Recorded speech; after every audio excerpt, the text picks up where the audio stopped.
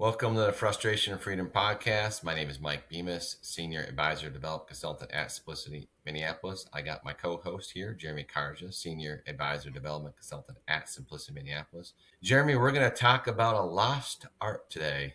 I feel like it's something that people need to re-engage in, and it's something you need to practice.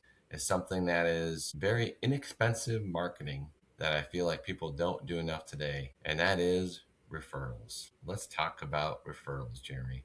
Why, Jeremy, are referrals important in your practice? Well, if you step outside of your business, Mike, and you think of it from a perspective of what is my cost per client acquisition, what is my cost per appointment? And let's say your cost per client acquisition is $2,000. If your cost is $2,000, Mike, and you can get a couple of referrals, a month or every couple of months, get a few more referrals. If you look at the math on that, you can bring that cost per client acquisition down to $1,000, because a lot of the referral systems we're going to talk about today don't cost you a penny. It just costs you a little bit of a lip movement, and you can get yourself referrals. And so you're talking about a closing ratio of near 80%. You're talking about virtually no cost in marketing. You're talking about something that is a lot easier sales process. In fact, just yesterday, one of my top guys closed $1.2 million on a referral, Mike. And this person was basically a laydown. He's like, it was textbook, Jeremy. It was textbook, what you guys teach. So yeah, referrals, they are one of the biggest keys and one of the biggest lost arts, in my opinion. From your perspective, Mike, what are some of the biggest kind of 10,000-foot keys to getting referrals, and why are they so important from your? Well, 10,000-foot keys is first of all, you need to create a referral culture in your practice. And that starts with there's two keys to that. Number one is how you treat your clients. We talked in the podcast before, Hershey Kiss versus Godiva. What type of environment are they coming into when they come into your practice? How organized are you? I love one of my up and coming producers. We have a weekly call every week, and he talked about he had a new client come in, and they were so impressed of how organized they were. He came from a class, how it's such a welcoming environment. You need to put yourself above. You need to separate yourself from your competition. Right? I'm not saying you need to have the most expensive office. I'm not saying that you need to give a, frappuccino when they come in or anything like that. But is your place clean? Is your staff inviting? Do they have a smile on their face when they come in, right? It all starts with the environment that you create. That's number one. Yeah. Okay. It is. The other thing is you need to teach your clients how to give you referrals. You actually need to train your clients how to give you the right referrals. And guess what? It does not happen overnight. But if you keep continuing the conversation, you will start to get quality referrals and personal introductions. So, Jeremy, what's the personal introduction? What is that? Why is that different than give me a name and number? Yeah, I'll do it with a quick story, Mike. So I had an advisor new to the industry, but killed it his first year, right? He just started doing well out of the gate, working his existing books. I'm like, next is referrals. I'm going to teach you, train you. We went through scripts, everything, and taught him referrals. The guy got 200 referrals like his second year in the business, Mike. 200 referrals. 200 referrals. That's amazing. Now, they were just names and numbers from clients, long-term care clients, but it was crazy. I mean, the problem is they were just names and numbers. They weren't warm introductions. So I was trying to teach him on the warm introductions and all that, but he was one of those guys who was so locked in on, what he was doing. I think he almost like made it a game. Like, I just want to see how much referrals I can get Jeremy first. Then I'll learn that. But it was no big deal because he had a bunch of other business coming in, and he was already busy enough. If we would have turned all those into actual, he wouldn't have had enough, because at that point he didn't even have staff. But there's a huge difference, Mike, between getting a name and number, which that's step one. That's great. I teach my advisors that first, because once they have that confidence, then we teach them about the personal introduction. So once you create that culture like you're talking about, Mike, then they kind of know you're always going to ask for referrals. They always know that's a big part of it. But they need to be taught on how to transition that into a warm introduction. And so as we go through our script, listen to how we do the warm introduction piece of the referral, because that's going to really help a lot of people actually turn it into meetings and actually turn it into business, like my advisor Yep. did yesterday. Awesome.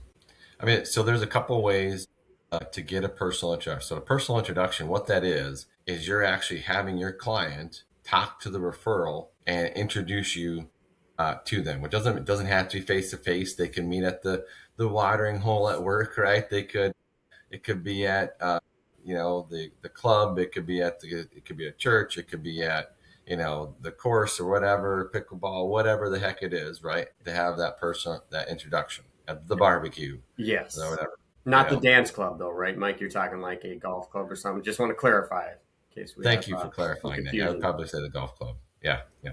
So and so they're speaking to their friend, their relative, their brother, their sister, their coworker, whatever that is, and they're saying, "Hey, I just talked to my guy. He said it. He really set us up. I know you talked about you're retiring in a couple of years. I mentioned your name. He said, would you be open to a phone call? Here's a referral guide of him.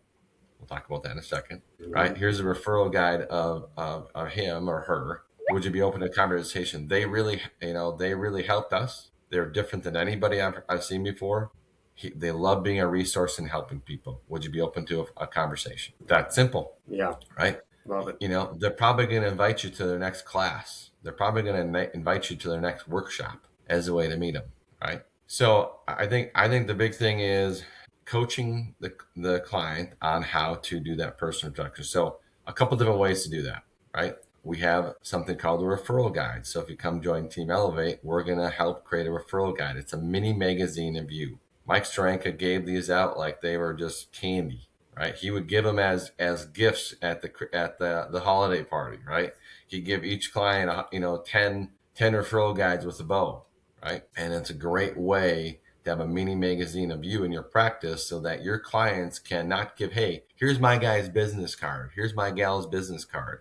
No, here's a magazine about them and what they do. Yeah. Is that Hershey Kiss or is that Godiva, Jeremy? That is going to be Godiva, because Yes. most people, what do, Mike? Give a little business card out. What do you do when you get a business card? Trash, right? You get a nice, pretty big folder or big little guide, little booklet. Now it's a little harder to just toss that in the garbage when you get home. A lot easier to just hand that to a friend and say, "Hey, check out this guy I work with. He's great," right? And yeah, I think a lot of people need to understand with referrals, back to creating a culture of referrals. That means you're bringing it up all the time. You're talking about it all the time.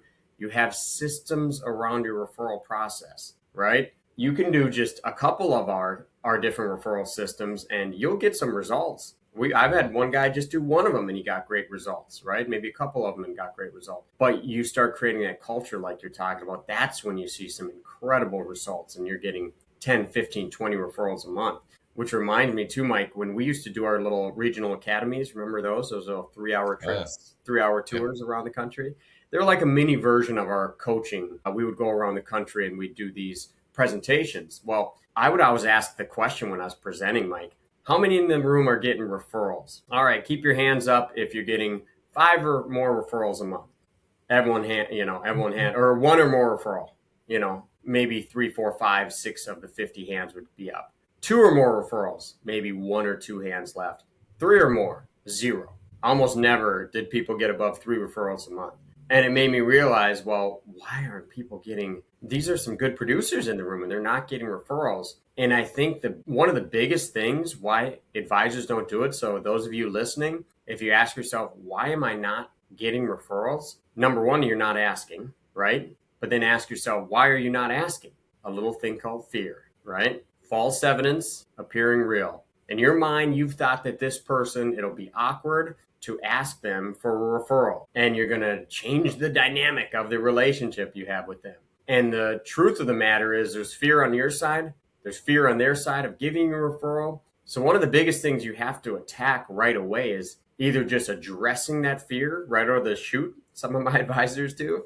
Just say, hey, listen, with referrals, I get that there could be a little bit of hesitancy, but let me tell you my process. And then you walk through your quick process. Now all of a sudden they're like, oh, okay, that's pretty easy. For you to get over that fear, it's just a matter of creating that culture of referrals, it just becomes natural, right? And then also having a script and just doing it over and over and over, where it just becomes a natural part of your process. You weren't immediately good at doing appointment processes, right? You got good by doing it over and over, by following a script. You eventually just did it enough where you got really good at it. So I think those are the two factors advisors need to click over in their head first. Once you click over that process of the fear, and then you just create a script and you practice it with us, role play with us, role play with your staff, and we'll refine and tweak that script over and over. That's when I think they'll see a lot of good results, Mike, right? That's 100% right. And you took the words out of my mouth, Jeremy. Great minds think alike, because I was going to say the same thing. The biggest thing, my producers who get the most referrals create a script. Yes. We just had Mike Trank on here, and what did he say? He created a script. He did 30 million a year, 30 million a year for every single year, 50 years in a row off a script, right? You have the only way it becomes not awkward is if you practice it so you don't need the script anymore. I know it's stupid. Practice in front of a mirror. Okay, I'm sorry. I'm not going to practice in front of a mirror because I don't want to make $15,000 on a sale. Darn, I guess I won't do that. Sorry, I'm being harsh, but I'm being real, right? 30 to 70 grand on the table. Just leave I it can't, there. I don't want to make 70 grand in a sale. I'm not going to practice a script, If you're not doing that, the client right now is already going with some other advisor that's promoting your same products, right? Because you were afraid to ask. So it's like you have to think of it that way. We talk about this a lot, Mike, but you have to care so much about other people and their retirement and not wanting them to be penniless and homeless. And you care so much. And that's why you'll hear in my script here when we talk about it here in a minute, I actually approach it like that. Like, hey, listen, I'm sorry. I have to apologize to you because guess what? I haven't asked you about the people you care about most, your loved ones, right? You have people you know, you love, you care about that may need help, that could be penniless and homeless at some point. And they're people you care.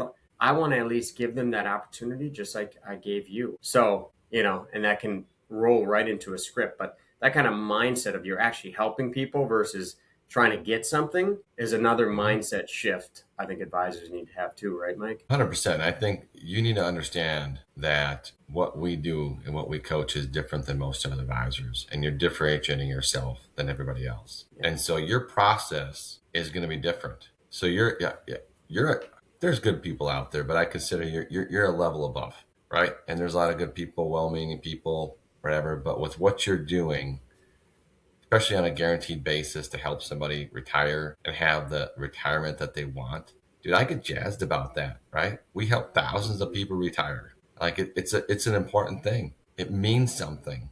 You're going to help them see their grandkids' baseball game, soccer game, take them to Disney.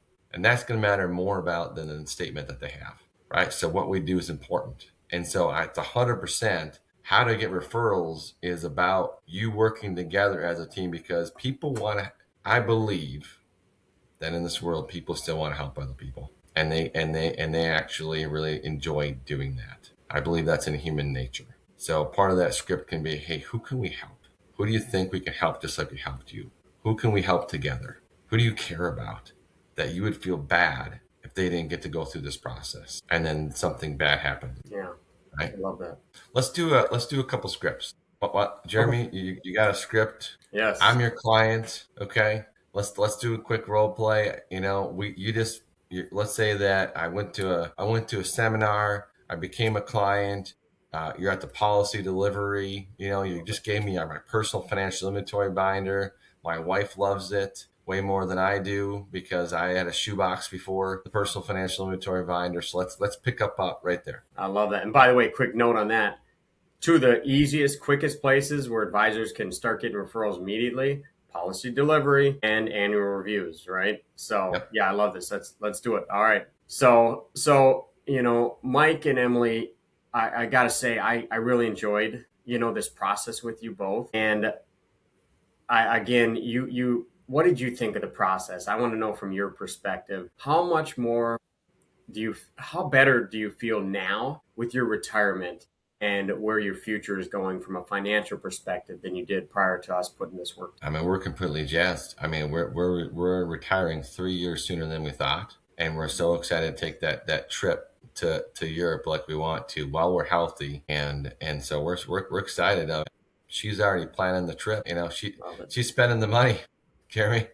So, but we're excited about it. And your process was different than anybody else. It was definitely a lot different than a previous advisor. And being able to, one of my things I really appreciated about you both is you want to take those grandkids to the different MLB ballparks around the country, you know, a new one each That's year. right.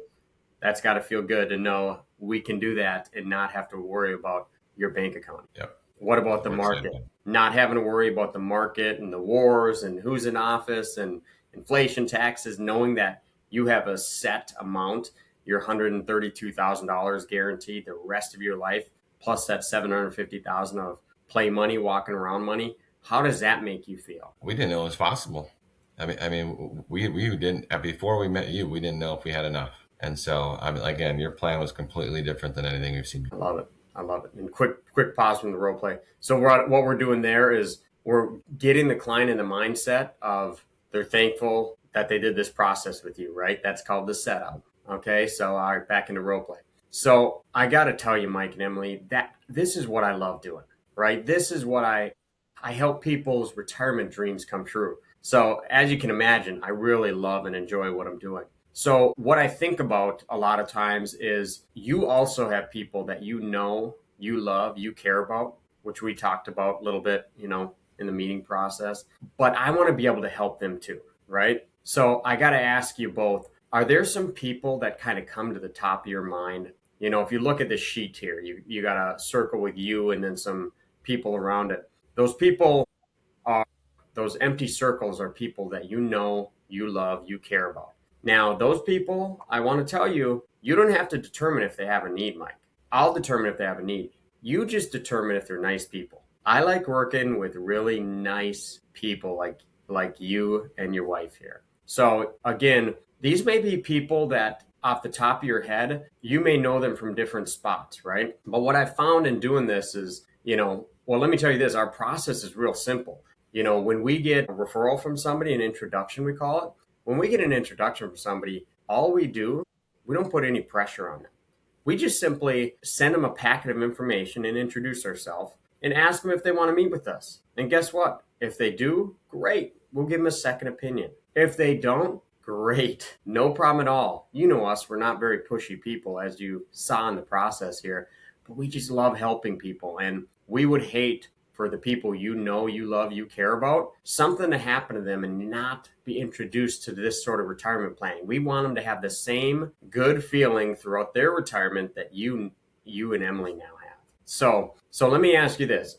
What I found in doing this process, Mike, is people have at least two people right off the top of their head that they just think of immediately. Like, these are the two people that come to mind right away. Now, Mike, these people might be somebody from, you know, maybe where you used to work. They could be a neighbor. They could be a brother. They could be a sister. They're usually in a similar spot to you in life, you know, and they could be from maybe a hobby, a church, somewhere in your life that, you know, you came across these people or you became close friends or your relatives with them now that you love and you care about. So who are those two people right off the top of your head, Mike? You know, we actually, Emily and I were talking. Emily's brother, I think his name's Derek. He would be actually a really good referral. He's kind of the same stage of life that we are. And so I think him and his wife would really be a good fit. And I kind of mentioned something earlier, so Great. I could go back to him and talk to him again. And then actually, my coworker literally he said he wants to talk to you because we were talking over lunch the other day, and he said and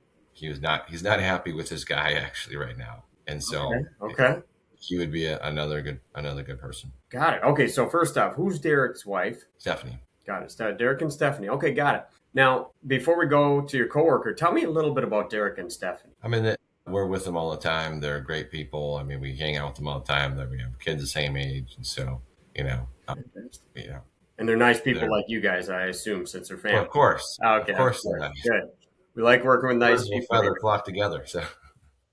So fantastic. So if you were to introduce me to Derek, for example, what would you say if they, let's say Derek and Stephanie were in the room right now? What would you say to them? I'd say this is the guy that really helped us retire 3 years sooner than we thought, and he put together a plan that like no other thing that I've seen before. And so Wow. we feel safe and secure about our retirement right now. And so if you want to set a plan for your retirement, you need to talk to Jeremy. He's the guy.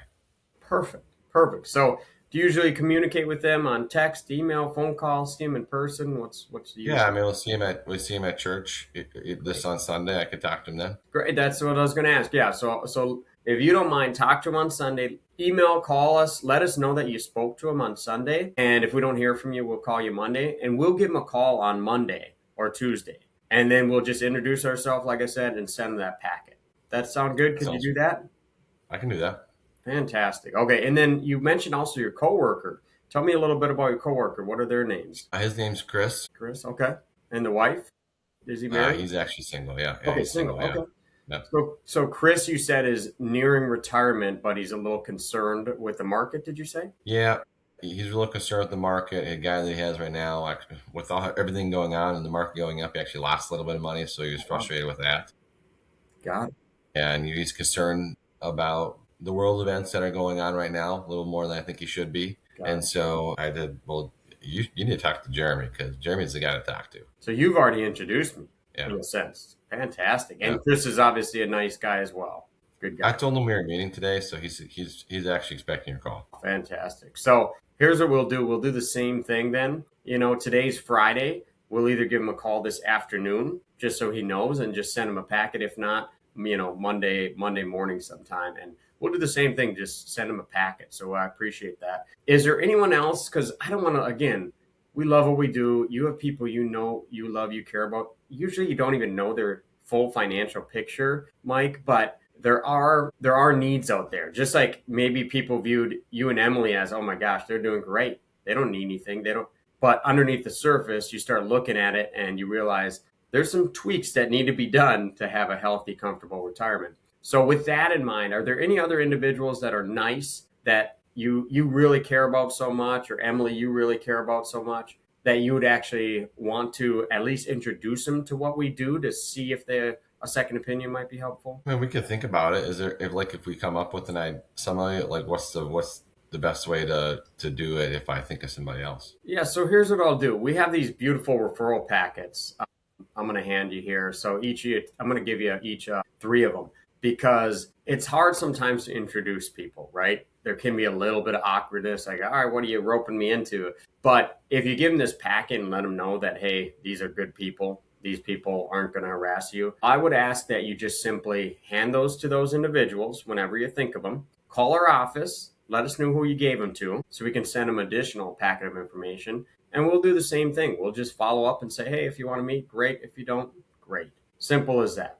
Is that fair That enough? sounds fair enough. Yeah, Fair enough, yeah. Emily? Great. So that's kind of our referral process. We'll keep you posted along the way. Obviously, everything is private, your information and their information, but we'll just let you know that we met with them and so forth along the way. That sound good? That sounds good. Well, I got to tell you again, Mike and Emily, it's been an absolute pleasure. I look forward to you. Do you know also you're part of our Dinners for Life Club? No, what's that? Oh, we haven't told you about that. Okay. Well, Dinners for Life Club, we hold events every single month. And what we do at these events is we train these individuals. In fact, you came to a seminar, did you not? You and Yep. Emily? Okay. Yeah. Great. So you are now welcome to come for a free dinner on me anytime you want, anytime we're having events, right? In fact, in that referral guide, there's a list of all of our events. You can go on our website and see them, or you can just call our office and ask when the next one is. You're welcome to invite friends with you. You can just come and learn and grab a dinner on us. We would also encourage you can bring friends. So sometimes it's weird meeting with individuals one-on-one, so it's a little harder. So a lot of times we recommend bringing your referral to a meal and learn about the presentation, and they can see if we're type of people that they want to have a meeting with, right? And so they come to that meeting or they come to that event and they'll learn a little bit about us. In fact, if you have a lot of individuals, you're like, you know what, I have all these coworkers that should come. We'll reserve a whole table, right? And you can have a whole table, meal on us, free meal at a nice restaurant, and we will just teach them about what we do and how we do it. And if they want to meet, great. If they don't, great. No big deal at all. But I would rather than marketing to the general public, I'd rather focus on my clients, people they know, love, they care about. Make sense? That sounds great. That sounds Great. So great. all those seminar dates are in the packet as well. So Mike, I think our time is coming to a close. I want to honor my time commitment to you, but I really appreciate working with you. If there's anything else we can help with, don't ever hesitate. Reach out to our office. We help in all sorts of ways. We always want to be there and be the person that you can turn to. And I'll just tell you one last thing in closing. If you do have any events of what we call $50,000 or more money in motion, we do ask that you give us a call and let us know. Your first call is to your loved ones, your second call is to us. That way we can actually be ready to help you and serve you as well. That sounds great. Good? That sounds good. Great, Mike. Well, you have a great rest of your day. Emily, you take care, and we'll catch you at the annual review. Awesome. Or soon. Jeremy, good job there. You did fantastic. You probably maybe practiced that before, or maybe done it maybe a few times. Once or twice. Once or twice. Okay, that's probably why it was so smooth. Again, I was kind of a little aggressive earlier, I'd say, with hey, you got to get a script and all that stuff. But hey, this is real, guys. We're helping people, right? Yeah. And so, only reason that was so natural for Jeremy is because he's practiced it. He's done it so many times. We love doing this with you, and booking time with Team Elevate. We'll help you create a script. We'll help you, do all that and get comfortable with, because that's the only way you're not going to have that fear. Yeah. Okay, I'll say this really quick. Fear is just negative faith. You can either have, it can either have positive or negative. Fear is just negative faith. So why not just switch it? Why not switch it to this positive faith that good things are going to happen? Yeah. Right? They're the exact same thing. Yep.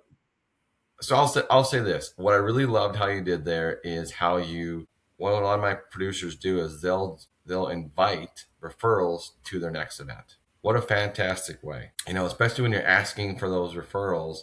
A lot of I think we're going to do a podcast soon on client events. Oh, yes. That's one of the topics in the near future here. So who do you want with you at the next client event? I have a producer that does a big, boat cruise every single year, and so, who do you want with us? Who do you want sitting next to you at the next client event? Who do you want coming to the next wine tasting event that we have? Who do you want at our next holiday party that we have, and these events that you have, right? Who do you care about that you want sitting next to you? Love that. That's going to be a good one. That's another very inexpensive way to get a lot of business is client events. Client events. We're going to talk about the tug.